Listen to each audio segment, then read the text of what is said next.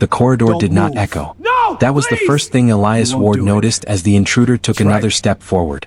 No Don't echo. move. Drop No your weapon. You reverberation. wouldn't dare. The sound seemed to Try die me. the moment You'll it left regret the this. man's shoes, swallowed by the thick stone walls and the centuries of secrets embedded within them. Kensington Palace had been designed for privacy long before it had been designed for cameras. Long before electricity. Long before modern threats. Silence here was not absence. It was intention. Elias stood exactly where he had been ordered to stand, heels together, shoulders square, spine straight enough to ache. The red of his uniform looked almost black in the low emergency lighting, the gold threading dull instead of ceremonial. His bearskin hat cast a shadow over his eyes, hiding the fact that they were very much alive, very much calculating. 3 feet. That was the distance now. The intruder's breath was loud in Elias's ears. Ragged. Uneven. It carried the faint sour edge of alcohol, but not enough to dull reflexes. Enough to loosen restraint. The gun did not waver. That bothered Elias more than if it had. Last chance, the man said again, his voice hoarse. Tell me where he is. Elias did not answer. His training replayed itself not as instructions but as instinct. Don't engage. Don't provoke. Your stillness is a message. Behind him, separated by less than 12 inches of reinforced oak and steel, lay the private family corridor. Beyond that, rooms where children laughed without knowing how close danger sometimes came. Rooms where Princess Catherine had tucked her children into bed less than an hour ago, brushing hair from foreheads, unaware that a man with nothing left to lose now stood between them and catastrophe. Elias's jaw tightened, barely. The intruder noticed. A crooked smile appeared, brittle and sharp. There it is. You moved. Just a little. Elias knew better than to correct him. I knew it, the man whispered. You're not a statue. You're just pretending. He stepped closer. 2 feet. Elias's pulse thundered against his ribs, but his breathing remained controlled. Slow. Measured. His fingers rested against the seam of his trousers, where they had rested for 43 minutes already. He had stood longer in worse conditions. Heat. Snow. Screaming crowds. But never like this. Never with a weapon pointed directly at his heart. You guards, the intruder said, shaking his head. Everyone thinks you're just decoration. For photos. Tourists. His voice cracked suddenly, anger bleeding through. But I watched you. I learned your patterns. I learned which corridors were ceremonial and which ones were real. I learned where the cameras blind themselves. Elias felt a chill that had nothing to do with fear. This man hadn't wandered in. He had studied. The gun lifted higher, aligning with Elias's chest insignia. You understand duty, the intruder went on. Men like you always do. That's why I'm giving you this chance. Step aside. Elias did not blink. The silence stretched. It became heavy. The man's breathing changed again.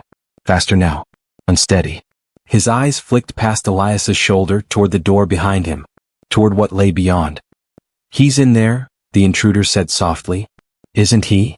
Elias stared forward. William, the man continued, almost reverent. The man who smiles on television. Talks about compassion. About responsibility. Bitterness twisted his features. Tell me, does he sleep well at night? Elias's thoughts betrayed him for just a fraction of a second. Not about the prince. About his daughters. Lena, who had cried this morning because she couldn't find her school shoes. Mara, who insisted he read the same book every night even though she knew it by heart. Friday movie night. Popcorn burned slightly because he always forgot to turn the heat down. The intruder misread the flicker in Elias's eyes. Yeah, he said, nodding. You get it? You know what it's like to lose something you can never get back. The gun dipped, just a fraction. That was new. I had kids too, the man whispered. Before. The word hung between them like smoke. Before. Something shifted in the air. Not safety. Not relief. But hesitation. The most dangerous thing of all. Elias's training screamed at him to remain still, but another part of him, a part he rarely allowed to speak, listened. What did they take from you? The intruder asked, though it sounded more like he was asking himself. Do you even know? Elias did not respond. But he listened. They closed the factory, the man went on, voice trembling. Just like that. Said it wasn't viable. Said there were programs. Support. Promises. A hollow laugh escaped him. Promises don't buy food. His grip tightened again. My wife got sick, he continued. I worked 2 jobs. 3. Still wasn't enough. They raised rents. Cut benefits. Changed rules mid-year. His eyes burned. And then they told us we didn't qualify anymore.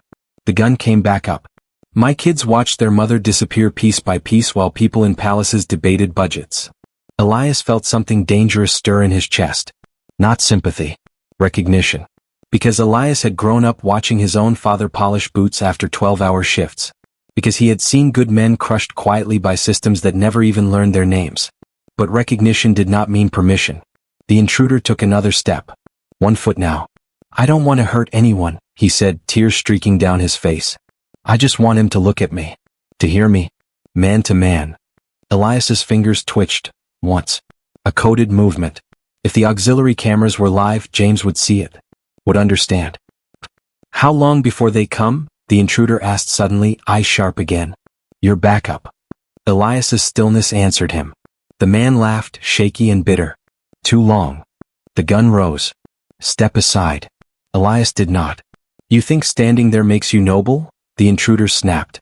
You think you're protecting something pure? He leaned closer, breath hot, voice low. You're just a wall. And walls fall. Elias felt the faint vibration through the door behind him. A child's laugh. Quickly silenced. The intruder froze. For half a second, his expression cracked completely. Pain surged through it, raw and unfiltered. I remember that sound, he whispered. Elias knew then, truly knew, that this man was at the edge. And edges were where disasters happened. The intruder's finger tightened on the trigger. Move, he said. Or I swear. The words cut off. Because somewhere deep within the palace, a door opened. Not the family door. The service door.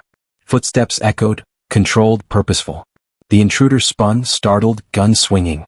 Elias felt the shift in the air before he saw it. A presence. A weight. A voice spoke, calm but edged with steel. Lower the weapon. Elias did not turn. But he knew who had arrived. And so did the intruder. Prince William stepped into the corridor. The moment everything breaks. For one suspended second, no one moved. The corridor held its breath. Prince William stood framed in the service doorway, the harsh white light behind him cutting a sharp silhouette against the dim gold of the palace hall. His posture was upright, controlled, but his eyes, focused entirely on the gun, were anything but calm. The intruder's arm trembled as it swung toward the new presence. You, the man stammered, disbelief crashing into fear. You're not supposed to be here. That weapon, William said evenly, his voice measured but unmistakably firm, goes on the floor. Now. Elias felt the shift instantly. The man's attention fractured. And fractures were opportunities. The intruder's gaze flicked between Elias and the prince, panic flooding back in. Don't move, he shouted, the gun wavering. Either of you. William did not raise his hands. He did not step back. He took one deliberate step forward. That guard, William said calmly, has done nothing but his duty. If you intend to make a statement, it will not be written in blood. The intruder laughed, a sharp, broken sound. You think this is about blood? You think I wanted this? His finger tightened. Elias saw it. Not guessed. Saw it. Time slowed, not like in films but like a tightening coil. Every detail sharpened with painful clarity. The man's clenched jaw, the sheen of sweat on his temple, the faint shake in his wrist. Elias moved. Not with hesitation. With purpose. His left hand shot out, clamping around the intruder's gun wrist with brutal precision. He twisted upward and inward, forcing the barrel toward the ceiling. The gun discharged. The sound was deafening. Stone exploded above them as plaster rained down in choking clouds. The bullet tore into the ceiling beam, sending fragments cascading onto the marble floor. The intruder screamed, not in pain but in rage. Elias didn't stop. His right arm drove forward, striking the intruder's elbow joint with practiced force. The gun clattered to the floor, skidding across polished marble until it struck the wall and spun to a stop. The intruder lunged. Wild. Desperate. Elias absorbed the first blow against his shoulder, pivoted, and drove his knee into the man's midsection. Air rushed out of the intruder's lungs in a ragged gasp as he collapsed forward. Elias brought him down hard. Within seconds, the man was face first against the floor, Elias's knee pressed firmly into his spine, his arm twisted behind him at a precise angle that left no room to struggle. Do not move, Elias commanded, his voice steady despite the thunder in his chest. Backup arrived in a storm of boots and shouted commands. Weapons raised. Orders barked. The corridor filled with controlled chaos. But Elias did not release his hold until he felt hands replace his own. "Secure," he said clearly. Only then did he rise. His legs shook, not from fear but from the violent rush of adrenaline crashing out of his system. He straightened his uniform automatically, brushing dust from the sleeve where plaster had settled. Prince William had not moved. He stood exactly where he had been when the shot rang out, his expression carved from stone. Not fear. Fury. Cold. Controlled. Focused. Security officers hauled the intruder to his feet. The man struggled weakly, shouting hoarsely, "You don't understand. None of you understand what you've done to us." William watched him with an intensity that made the shouting falter. "My family lost everything," the intruder yelled. "Your decisions, your policies." "Remove him," William said quietly. The order cut through the corridor sharper than a shout. As the intruder was dragged away, still muttering accusations and broken pleas, William finally turned his attention to Elias. "What is your name?" he asked. "Ward, sir," Elias replied, voice formal. "Elias Ward. How long were you standing here before the incident?" 47 minutes, sir." William's jaw tightened. "And when the cameras went down?" 3 minutes prior to contact. "You did not leave your post?" "No, sir." Pause. "I should have reported immediately," Elias added. "I assessed the situation incorrectly." William studied him for a long moment. Then unexpectedly he placed a hand on Elias's shoulder. "You assessed it exactly right." The words landed heavier than any metal. Behind them, the last of the intruders' shouting faded into silence. "Sir," a security supervisor approached, voice low but urgent. "We need a full sweep. The family should be relocated immediately." William nodded once but did not move. Instead he looked back at Elias. "You have children," William said. It wasn't a question. "Yes, sir."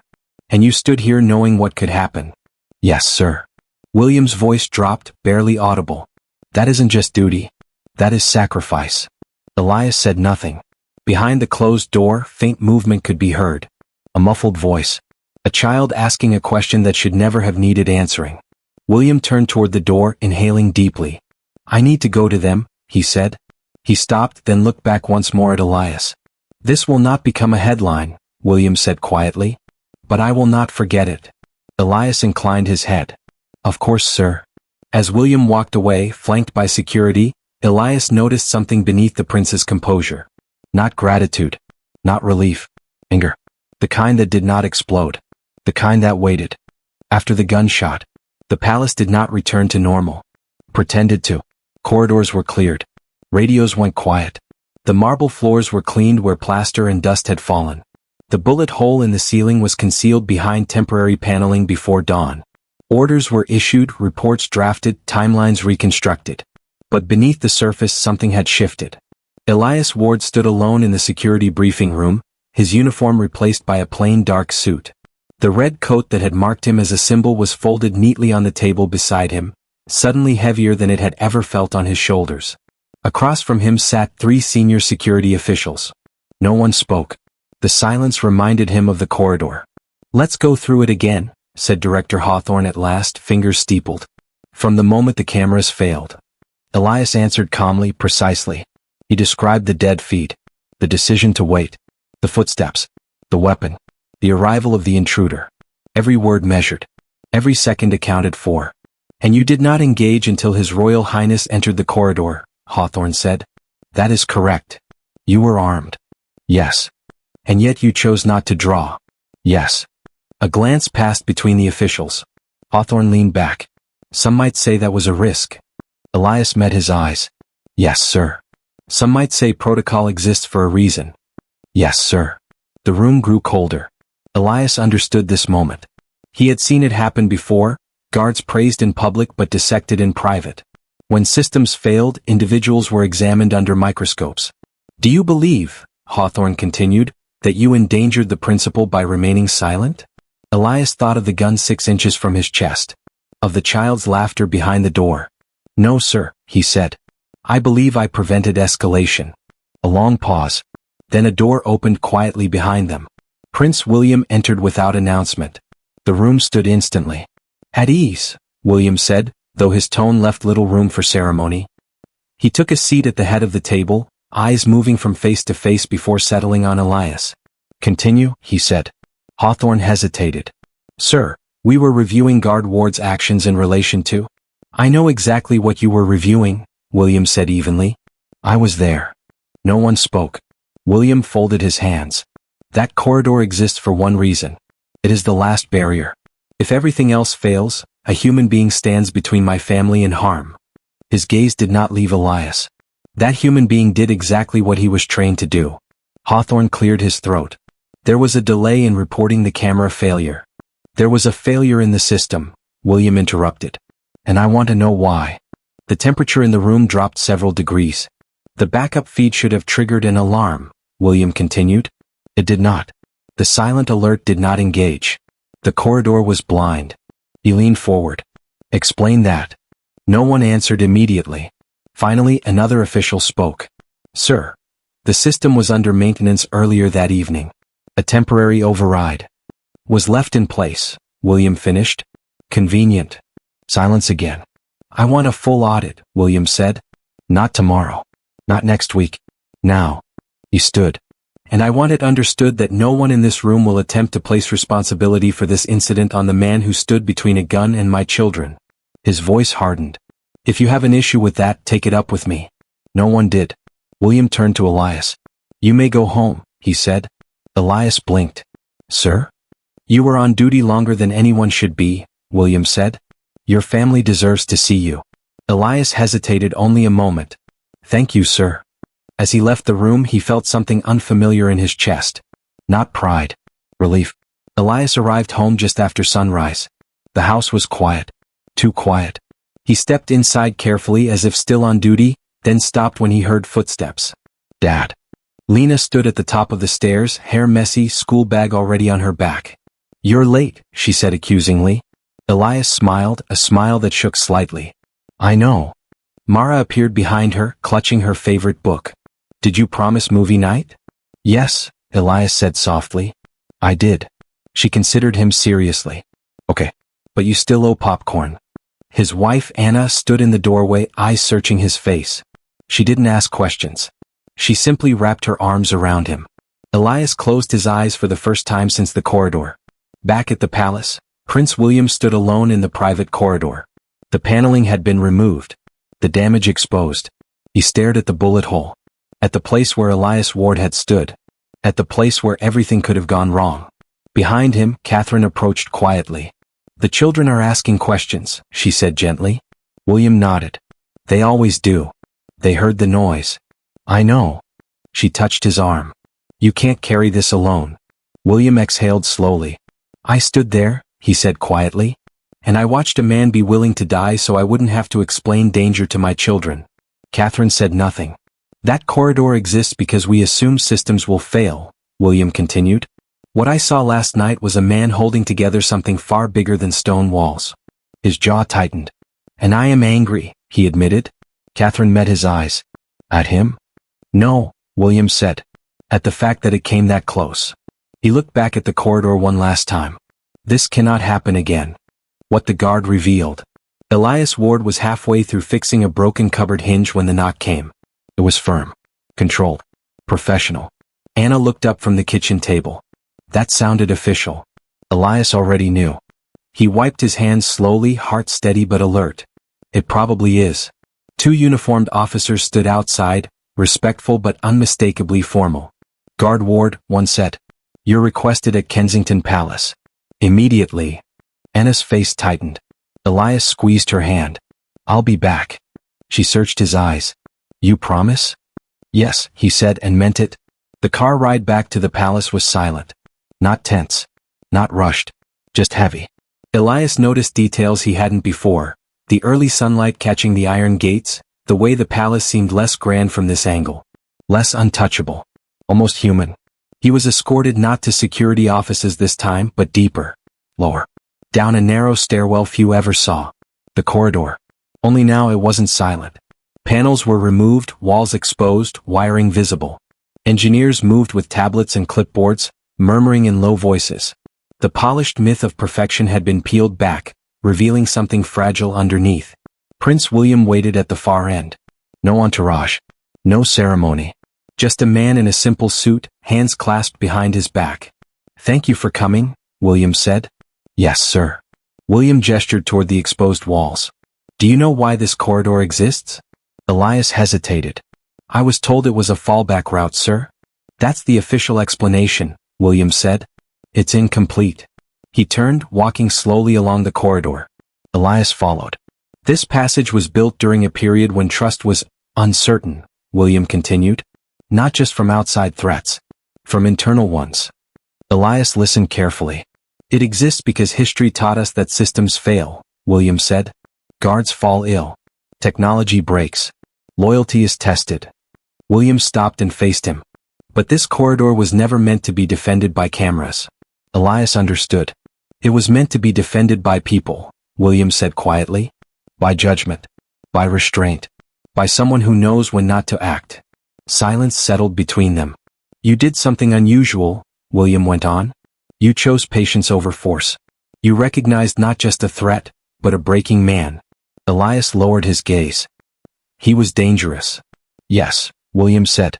"And human." The prince exhaled slowly. "That distinction matters more than we admit." They resumed walking. "You know," William continued, "when the reports reached me they focused on timings. Camera failures. Delays." He stopped again. "But I asked a different question." Elias waited. "I asked," William said, "what did the guards see that the system didn't?" Elias swallowed. "I saw hesitation," he said finally. "And pain. And someone who still wanted to be heard." William nodded once. "That," he said, "is exactly what worries me." They entered a small side chamber at the end of the corridor. Inside sat several senior advisors, security heads, and one person Elias didn't recognize, a woman with sharp eyes and a tablet open on her lap. William addressed the room. "This guard stood between my family and catastrophe," he said evenly. "And what failed him was not courage." He looked directly at the advisors. "It was us." No one interrupted. "We design policies," William continued. "Security systems. Public-facing statements. And we convince ourselves they are sufficient." His voice hardened. "But when those policies leave people so desperate they bring guns into palaces, we don't get to pretend that is someone else's failure." The woman with the tablet spoke. "Sir, are you suggesting?" "I'm suggesting," William cut in, "that we listen." A murmur rippled through the room. William turned to Elias. "Tell them what you heard." Elias stiffened. "Sir?" "The intruder spoke to you," William said. "Tell them what he said." Elias hesitated, then spoke plainly. "About the factory. The benefits. The promises. The children. The sense of being erased. No embellishment. Just truth." The room shifted uncomfortably. "This corridor exists because we know perfection is a lie," William said. "And yet we keep pretending otherwise." He looked at Elias again. "You did not just protect my family," William said. "You exposed a weakness we've been ignoring." One advisor cleared his throat. "Sir, this has policy implications." William met his gaze without blinking. "Good." He turned to Elias. "There will be no public recognition," William said. "No medal ceremony. No press." Elias nodded. "I understand." "But," William continued, "there will be change." He extended his hand. Elias shook it. Firm. Ickle. Later that day, as Elias walked out of the palace, he felt lighter than he had in years. Not because he had been praised, but because something real had been acknowledged. Behind him, Prince William remained in the corridor long after everyone else had left. He stared at the place where Elias had stood, and thought not of crowns or cameras, but of walls held up by ordinary men, and how close they had come to cracking. The cost of standing still. Life did not change all at once. It never did. For Elias Ward, the world resumed its familiar rhythm within days. Morning alarms. School lunches. The quiet ritual of tying shoes while half listening to weather forecasts. His daughters argued over cereal. His wife reminded him, again, to fix the cupboard hinge properly this time. From the outside, nothing about him looked different. But Elias felt it. A subtle weight had lifted from his chest, replaced by something steadier. Not pride. Not fame. Just a quiet certainty that what he had done mattered, even if no one would ever say it out loud. He returned to duty the following week. Same uniform. Same corridor assignments. Same stillness. But other guards looked at him differently now. Not with awe. With understanding. One of the younger guards, barely 2 years into service, stood beside him during a shift change and whispered, "I heard you didn't move." Elias didn't respond. The guard nodded anyway. "I hope I'd do the same." Inside the palace, change moved more slowly, but it moved. The secret corridor was never mentioned publicly. No press release. No leaks. No anonymous sources. But systems were rewritten. Protocols amended. Maintenance overrides were eliminated entirely. Redundant alerts reinstated. More importantly, a new layer of training was quietly added to the royal protection curriculum. Not tactical. Human. Guards were now taught to recognize psychological collapse as clearly as physical threat. To listen without engaging. To de-escalate without surrendering control. The corridor remained the same. But the philosophy behind it shifted. Prince William oversaw every adjustment personally.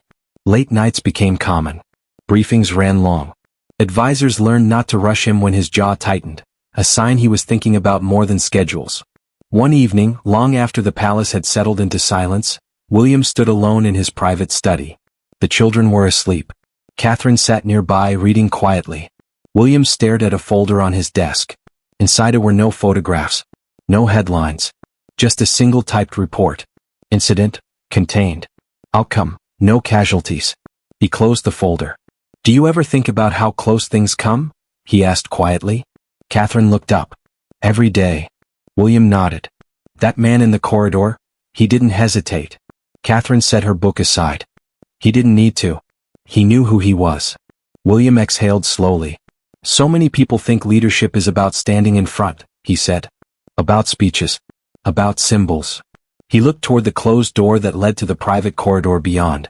"But sometimes leadership is knowing who stands behind you." Catherine smiled faintly. "And making sure they're never forgotten." William said nothing. But the next morning a letter was drafted. Not public. Not ceremonial. Addressed by hand. Elias received it on a quiet Friday afternoon. No crest on the envelope.